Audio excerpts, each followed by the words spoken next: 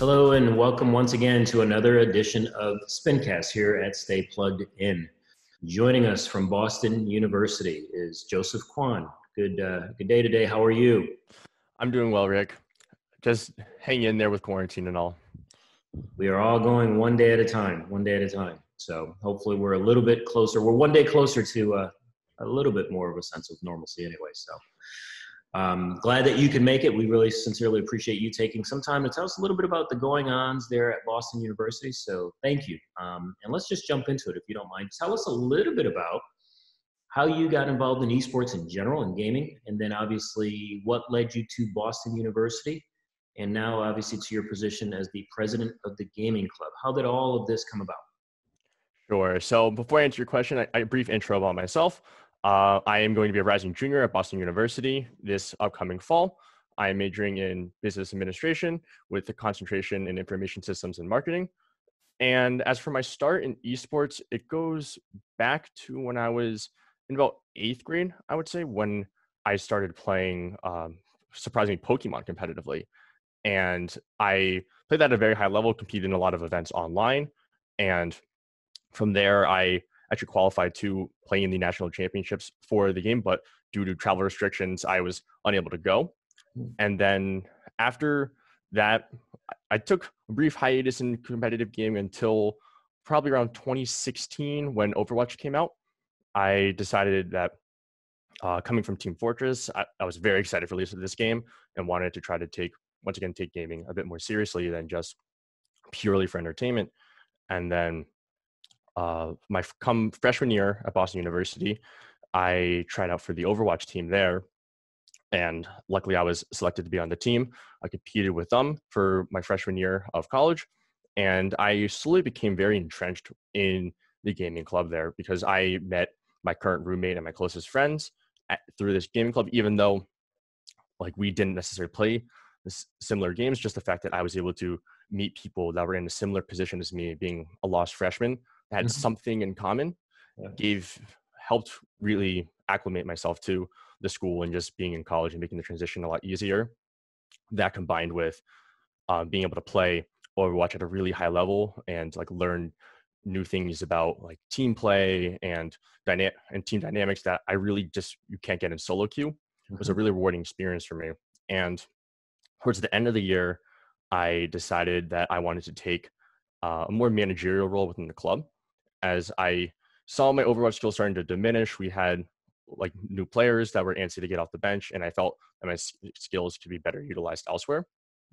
And so for my sophomore year in the club, we decided to, me and the president of the club at the time, I took the role of vice president my sophomore year. We wanted to shape the club in a way where we could still foster a competitive environment, which I liked while playing on the Overwatch team, while also making sure we preserve just the being able to make friends and have fun aspect of the club, which was what helped make me stay, was when I met all my friends, as the community aspect of the club is extremely important to preserve, despite like everyone wanting to be at the top of competition. And then we wanted to introduce a new aspect in the club where we try to help both our EWER members as well as general members find opportunities and learn more about careers in the gaming industry. Wow, that's a lot. Couple of good, really, really great points you brought up. First off, kudos to you. You at your age to decide, hey, I'm gonna step aside because I want someone else to be able to compete at a high level, and I'm going to take more of a managerial role. That's fantastic, especially for you and your president to get together and kind of look at the direction in general that you wanted to head. I think you guys made a wise decision because you get so many varying degrees of people gaming. Again, some super competitive, really good, some just kind of looking for a place to hang out, and obviously sign kind of everything in between. So it sounds like you're kind of embracing that model and saying, hey, we can foster both in this environment. But tell me a little bit about, you mentioned some of the opportunities within the esports world. Tell me a little bit about what either your research or just talking to people, how that's working out and what you see there for your student body. Sure. So one thing that an opportunity I started doing within the esports world this past year is I started working as a student ambassador for Coursera. For those unfamiliar, they make gaming peripherals, keyboards, and also hardware that goes inside building a gaming PC. And in that role, one aspect of it is that I worked at PAX East, a very popular gaming convention that happens in Boston every single year at the Coursera booth. And from there, I got to meet with a lot of industry professionals that work for Coursera and get to talk to them more about some of the things that they did while in college, and beyond that, helped get them into the role that they're in now. I also got to meet the CEO of Origin PC. They make pre-built gaming PCs, and learn a little bit more about his story. And from what these people tell me, I try my best to relate to my general members. For example, I just had a freshman, now rising sophomore, message me on Discord the other day asking like, "Hey Joe, like I see you're in this role with Coursera. I think that's really cool. Like, can you give me like some tips on like how I can kind of introduce myself into this space as well?" And from there, we kind of just keep like a running tab of people that whenever they want any kind of resources related to careers in esports, that we can point them in the right direction. That's awesome. That's awesome. Talk to me a little bit about your club makeup, meaning size of the club, diversity of the club, etc. What's it look like there at Boston University? Sure. So to put things in perspective, the Boston University student body is roughly 35,000 students. And with that, we are able to pull around 40 people to our weekly meetings every single Saturday. Awesome. Most of which that shows up to the general meetings, I would say, are not the people that play for our competitive esports teams. It's more so the people just looking to have fun and play games with one another. I would say a good third of the people at these general meetings play exclusively League of Legends on a MacBook Air, which is nothing wrong with that. We welcome every single person to our club, but not the stereotypical image of a hardcore gamer. But Right. it's how we build our community, is just by welcoming every single person and creating a welcoming environment. And then in addition to the general meetings, we have about 8 competitive teams across different games. And these mostly function outside of the weekly general meetings. They compete in intercollegiate circuits such as TESPO or Collegiate Star League or College R6. And the amount of people in those is probably another maybe 40 people as well. Wow. So we have a lot of things going on each week, whether it's managing the competitive teams or helping run the general meetings. And to accomplish this task, we have an e-board of now 12 people, in which we have specialized roles. For example, you mentioned diversity. This upcoming year, we actually introduced a position just for diversity, our diversity coordinator. And what we plan to do with this role is help bridge a lot of the different sub-communities within our club. For example, we would just have like all the league people sitting in one side of the room and the people that play FPS games on the other side of the room. And like through this role, we want to try to bridge these communities together. So like whether it's we start introducing more like indie games to club, like, oh, like, hey, we have this new indie game for everyone to try out, and then essentially putting new faces with each other that normally may not encounter. Yeah, no doubt. That's awesome. Sizable club. That's fantastic. Talk a little bit about on the competitive side of things. What are the games? Which are the most competitive teams at Boston University, and what games do they play? Sure. So a total rundown of our teams. We have League of Legends, CSGO, Dota 2, Rainbow Six Siege, Rocket League, and I'm forgetting some off the top of my head. That's But okay. with those 5, our most competitive teams are definitely our League of Legends team and our Rainbow Six Siege team. Nice. Most recently, this past semester, our Rainbow Six Siege team went undefeated in the regular season. Unfortunately, they were met with a first-round playoff loss, but we'll be back next semester for sure. Understood. Sounds like they were off to a great start, though. That's good. That's the game my son plays, Rainbow Six Siege. So very familiar with that game. Now, as students that may be watching this and looking at Boston University, if they were incoming, what could you tell them to expect as part of the gaming club? What are some of the benefits, other than the gaming, obviously, because obviously you want to play the game, that's a big part of it. But what are some of the benefits that they can get, not just while on campus, but potentially beyond? Sure. So the Boston University Gaming Club is a fully student-run program. And so with that, we appreciate a lot of the autonomy that we have that's given with being fully student-run. And what I would say to any incoming freshman that's potentially interested in gaming esports, I would say is one, with our club, is the community aspect of the club. I would say is what I would sell most to an incoming student, as really being able to meet a group of people that you can call your own within the first 3 weeks of school starting, I think is much, I think it's severely undervalued, because moving into college, especially for gamers who tend to be naturally introverted or socially awkward, they might not be able to find a group of people that they can really feel comfortable around easily within that first month or even full semester. We've had upperclassmen join our club that may have not have known about it, that still were just looking for a friend group. Wow. And so I would say that being able to make friends and possibly lifelong connections, like we hear alumni come back and say like, oh yeah, like I still somewhat frequently talk to the friends I made in the gaming club. And so I would say being able to make meaningful connections very early on in your college career. And then also the career aspect of learning that there are bigger opportunities and things that you can do with gaming in life to have a productive career. And also it shows that like it can almost monitor the amount of time you play games each week to a healthy level. So if you just say like, okay, I'm not gonna play any video games throughout the week to study, but when I go to club, like those 3 hours a week, I get to just game and not think about like when I'm doing this assignment or studying for this exam. You can just set aside those 3 hours each week. And it really just helps people learn more about, I'd say even time management, the fact that they can compartmentalize, like this is my time to game, and learn more about careers and how to manage different aspects of their life, I'd say is really important. Yeah, no doubt about it. That's actually a good point. I had not heard it that way before, but in putting it in perspective, yeah, if you used or utilized the time that you're gaming with your friends at the events that you have, et cetera, those 3 hours, as you alluded to, and that's when you go full bore, you can forget about everything else. And that's pretty a neat way of doing it.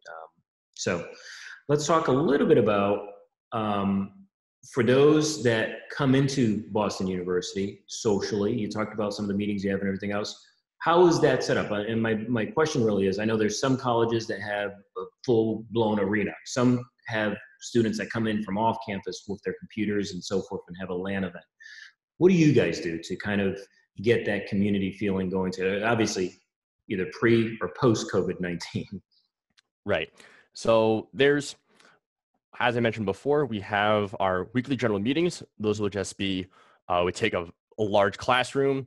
Everyone brings their computers in. Some people will even bring in a full tower. Most of it's just gaming laptops. We'll start like 10-man league lobbies, or sometimes we'll have a more specialized theme meeting. So for example, one meeting we did was a special meeting for Valentine's Day, where we had people like duo, and we'll kind of just have small challenges, gaming related challenges. For example, it'd be like tandem League of Legends, one person on the mouse, one person on the keyboard, and they'll go play 1v1 against another duo. We'll do the same for like CSGO, or it'd be like Smash doubles. And it was like a series of events that we competed for a 3D printed companion cube from Portal. Nice. And then the winning duo each got to take one home. And then another cool event we do is with our rival school, Boston College. We do a BUBC day every semester. So fall semester, we host it. Spring semester, they host it.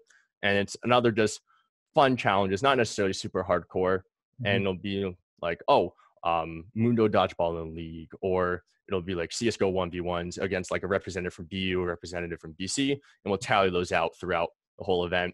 And we just create a lot of events that just sound like fun and are novel. And because the biggest thing I would say that's difficult is you have to provide enough to make people want to go. That's not just in their dorm, because they can play League of Legends in their dorm by themselves, but we have to create something that's meaningful enough that'll get them out of their dorm into the club.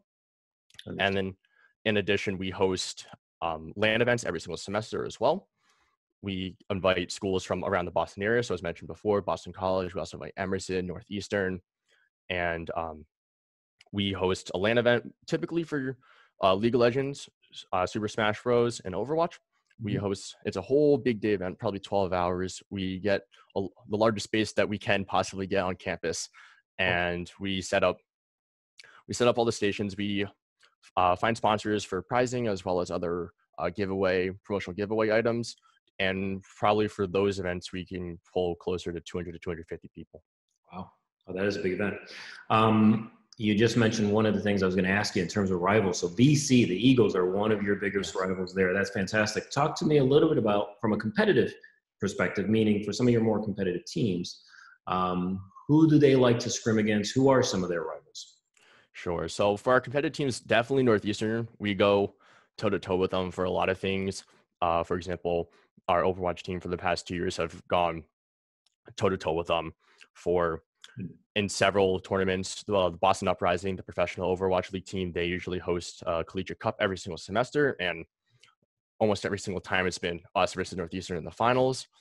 And in addition, with League of Legends at our events that we host or other local Boston tournaments, for example, Balance Patch, they're a gaming cafe near the Boston University campus. They host some weekly events, and us in Northeastern, we go back and forth a lot in league tournaments. So definitely Northeastern, we bud with. Gotcha. Who normally gets the upper hand? Be honest. Unfortunately, Northeastern, their program's a little bit more developed than ours, but we've come close. Got it. You're on your way there. That's fantastic. So talk a little bit about, obviously there's some stigmas attached to esports, whether it be playing too much, addiction, violence in the games. There's a variety. If you could, now that you've been able to kind of go through it yourself, you obviously help others progress within the gaming club, etc. Your word of advice to parents that may have some of these stereotypes built in, what do you think you would tell them? I would say to learn how to create a healthy relationship with gaming, as if your child has expressed an interest in gaming, getting that to go away is not really going to happen unless it comes directly from the child themselves. I would say, like, yes, gaming can be addicting, and like because of that addictive nature, the more you try to pull away from it, it's the more pushback you're going to get. Mm-hmm. And so rather than causing strain on the relationship between parent and child, they should try to find, I guess, like a working compromise. For example, like, if they're middle school age, they'd be like, okay, on the weekdays, like if we can keep you to just like maybe 90 minutes or maybe nothing on weekdays, but on the weekends you can do whatever as long as you finish your homework, right? It's finding a like consistent compromise that the child knows, like, okay, during this time I can forget about everything and play my games, but during this time I do my homework. And like just knowing how to separate time for work and play, Mm-hmm. I think is the best step to creating a healthy relationship with gaming. Got it. Did you have difficulty with that at all growing up with your parents, or not really? I would say we did a good job at finding the working compromise. Good. Initially, when I was I guess elementary school age, like it's harder for like a child, especially like 10 and under, to really understand like when's work and when's play. So it was pretty early established, like, okay, like on the weekdays, like don't play video games, but on the weekends, like if you finish your assignments, you can play. And so that being established early on, I think resolved a lot of conflict that could have happened. Gotcha. Good deal. I got to ask, because it's in the picture, who plays the guitar? Oh, I play the guitar and the cello in the background. What are you better at, gaming or music? Ooh, so if I had to put it in order, I would say cello, gaming, guitar. Got it. What would you like to be best at? Probably gaming in this state of mind. I considered pursuing music as a career very briefly when I was in high school, but I decided that it was not for me, as I felt like it would be taking some of the joy out of it, having to practice as much as I would need to. Yeah, understood. One last question as we're kind of winding down in time, but let's fast forward just a couple of years. If you saw the gaming community, the gaming club there at Boston University 3 years from now, what would you like to see different, if anything? The biggest change I would like to see is some form of support from the university. As I mentioned before, we are a fully student-run program. And while that allows us to make certain decisions very autonomously, it also starts to hinder our growth as competitively. And how I mentioned before with the rivalry with Northeastern, their program is receiving support from the school, and they have a facility that they can practice in. And it was, I would say, until the construction of that facility and their school starting to invest into it, we had the upper hand in sort of this rivalry. And while we managed to stay competitive in some games, such as Rainbow Six Siege, it's very clear we have fallen behind in League of Legends and some of the other things we compete in. So I would say just being able for the school to recognize that there is viability in esports, and that it's not just people wasting their time, but it's more than just kind of like a leisure activity to send these people. These people are actively growing and learning more about like themselves and others, and should be treated as some of the other athletics currently at Boston University. Yeah, no doubt. And I think we'll start, hopefully anyway, I agree with you there. I think we'll see that trickle down effect as esports continues to become more and more populous across many college campuses. Quite frankly, I think over time, people will see that there is a lot more to it than just the gaming side of things. And the benefit, the widespread benefit really to the student population is pretty significant. So I think that will happen, hopefully. So, but Joseph, thank you so much for joining us. I'll enjoy chatting. Definitely would love to catch up again in the fall. You know, one of the things we love to do is just kind of give a follow up and see how things are progressing for you guys, especially once you're back on campus, and go from there. But at this moment, we certainly appreciate you coming on Stay Plugged In's Spincast, and hope you stay safe, and hopefully we'll talk again real soon. Okay, thank you very much. I was happy to be here.